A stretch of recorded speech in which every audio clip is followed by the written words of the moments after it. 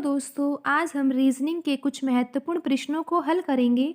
दोस्तों ये प्रश्न गत वर्षों में परीक्षाओं में पूछे गए प्रश्न हैं और इन प्रश्नों के माध्यम से आप अपनी परीक्षा की तैयारी को बेहतर कर सकते हो। तो आइए दोस्तों शुरू करते हैं। हम आज का हमारा पहला प्रश्न है दोस्तों, यहाँ पर लिखा हुआ है दोस्तों आप यहाँ पर देख सकते हो। यहाँ पर क्वेश्चन नंबर 19 में क्या लिखा हुआ है दोस्तों, यहाँ पर लिखा हुआ है कि यदि काला को सफ़ेद कहा जाता है और सफ़ेद को पीला कहा जाता है, पीले को नीला कहा जाता है और नीले को गुलाबी कहा जाता है तथा गुलाबी को हरा कहा जाता है, तो बताइए कि दूध का रंग क्या होगा। और दोस्तों यहाँ पर कुछ ऑप्शन भी दिए गए हैं। ऑप्शन क्या दिए गए हैं दोस्तों, यहाँ पर दिया गया है ऑप्शन ए तो काला दिया गया है और जो ऑप्शन बी है वो सफ़ेद लिखा हुआ है, ऑप्शन सी गुलाबी लिखा हुआ है और ऑप्शन डी यहाँ पर दोस्तों पीला लिखा हुआ है। दोस्तों पता है क्या होता है, ऐसे सवालों में हम जल्दबाजी कर देते हैं और यहाँ पर लिखा हुआ है कि दूध का रंग क्या होगा और हमें पता है कि दूध का रंग सफ़ेद होता है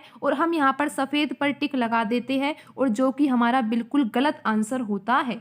दोस्तों आपको यहाँ पर सवाल को पूरा पढ़ना चाहिए और ढंग से पढ़ना चाहिए। आपको यहाँ पर दिखाई दे रहा होगा कि जो सफ़ेद रंग है उसको क्या कहा जाता है, उसको पीला कहा जाता है और यहाँ पर आपसे पूछा गया है कि दूध का रंग क्या होगा। तो दोस्तों आपको दूध का रंग आपको पता है सफ़ेद होता है, लेकिन क्वेश्चन के हिसाब से क्वेश्चन में ये कहा गया है कि सफ़ेद को पीला कहा जाता है, तो दूध का रंग भी आपको क्या बताना है दोस्तों, आपको यहाँ पर ये बताना होगा कि दूध का रंग जो है पीला होगा। क्यों होगा, क्योंकि जो यहाँ पर प्रश्न ही ऐसे दिया गया है कि सफ़ेद को पीला कहते हैं, तो हमें यहाँ पर सफ़ेद को क्या कहना होगा, पीला। तो दोस्तों यहाँ पर जो आपका ऑप्शन डी है वो बिल्कुल सही उत्तर होगा। तो दोस्तों अब बढ़ते हम अगले प्रश्न की ओर।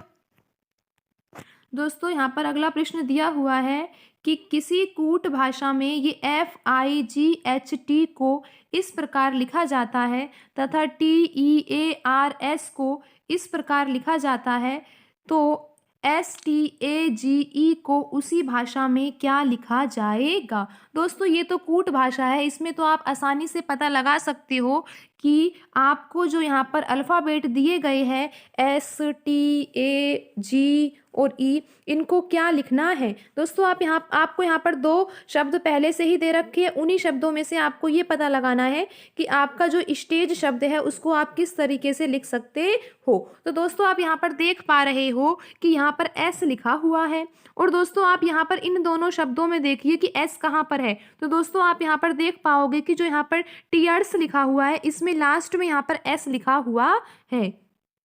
दोस्तों यहाँ पर S लिखा हुआ है और आप यहाँ पर देखो कि यहाँ पर भी जो है वो 5 ही अंक, कुछ अंक दिए गए हैं, कुछ संकेत दिए गए हैं। तो आप यहाँ पर देख सकते हो कि जो S है वो यहाँ पर इस शब्द में 5वें नंबर पर है। तो आप यहाँ पर भी 5वें नंबर पर देखो दोस्तों ये स्टार बना हुआ है। तो आपका जो ये S है इसका संकेत क्या हो जाएगा दोस्तों, इसका संकेत भी क्या हो जाएगा दोस्तों, स्टार हो जाएगा। पर आप दोस्तों ऑप्शन में देखो सभी ऑप्शनों में स्टार दिया हुआ है। तो दोस्तों अब आपको अगला संकेत देखना होगा कि क्या होगा। दोस्तों आप देख पा रहे हो कि यहाँ पर टी लिखा हुआ है, आपको ढूंढना है कि टी को क्या लिखेंगे। तो दोस्तों आप यहाँ पर देख सकते हो कि यहाँ पर जो टी है वो पहला अल्फ़ाबेट है और यहाँ पर जो है पहला जो अंक लिखा हुआ है वो 4 लिखा हुआ है। तो दोस्तों आपका टी का संकेत क्या हो जाएगा, टी का संकेत आपका 4 हो जाएगा। पर लेकिन दोस्तों अब आप ये देख सकते हो कि ऑप्शन सी तो आपका आंसर होगा नहीं। अब आपके पास ऑप्शन 3 रह गए, ऑप्शन ए, ऑप्शन बी और ऑप्शन डी। क्यों दोस्तों, क्योंकि यहाँ पर तीनों जो ये ऑप्शन बचे हैं इन तीनों ऑप्शनों में पहला तो स्टार ही है और दूसरा जो है वो संकेत वो 4 लिखा हुआ है। तो अब आपको तीसरा दोस्तों मत ढूंढो आप तीसरा, क्योंकि यहाँ पर जो ऑप्शन ए, बी और डी तीनों में ही 8-8 दिया हुआ है। तो दोस्तों इससे हमारा आंसर नहीं आएगा। हमें दोस्तों यहाँ पर ये देखना है,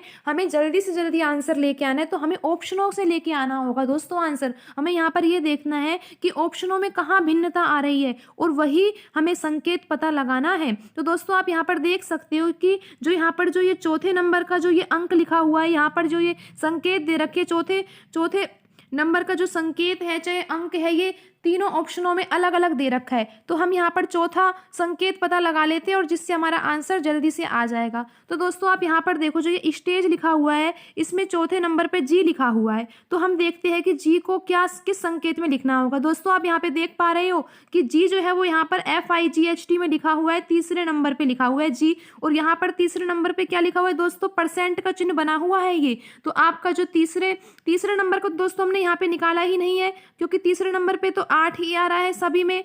तो दोस्तों हमने यहाँ पे चौथे नंबर पे जो जी लिखा हुआ है उसका निकाला है कि उसका संकेत क्या आएगा। दोस्तों उसका संकेत आएगा परसेंट का चिन्ह। और आप यहाँ पे देख सकते हो दोस्तों, जो ऑप्शन बी है उसमें परसेंट का चिन्ह ही दिया हुआ है। देखो दोस्तों 8 तो सभी ऑप्शनों में था, इसीलिए हमने तीसरा जो है संकेत वो ज्ञात नहीं किया, हमने यहाँ पर चौथा ज्ञात किया, क्योंकि चौथा जो था वो सभी ऑप्शनों में अलग था। तो दोस्तों इसका जो सही आंसर होगा दोस्तों इसका बी। ठीक है दोस्तों, इस प्रश्न का सही आंसर होगा ऑप्शन बी। दोस्तों हमें ऑप्शनों से हल करना चाहिए, अगर हम पूरा उत्तर निकालेंगे तो हमें बहुत ज़्यादा समय लगेगा और दोस्तों पेपर में इतना समय नहीं होता है।